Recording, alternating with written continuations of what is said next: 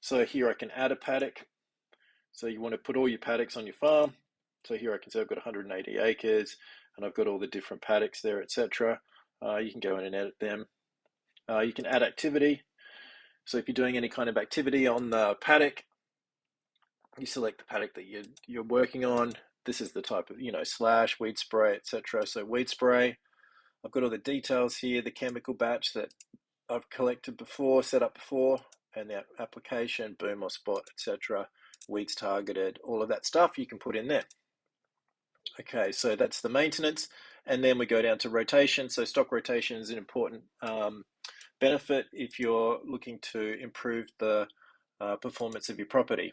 So here I can select multiple paddocks. So if you've got the gate open and you're letting them run all over these 3 paddocks, I can then select the group, which animals are going into that paddock, and the start date and the exit date, etc. And this will give me a full breakdown of the history, which paddock, which groups were in there, and how many days they were in the paddock.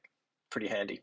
So that covers your maintenance of your paddocks and some basic performance of that of the property.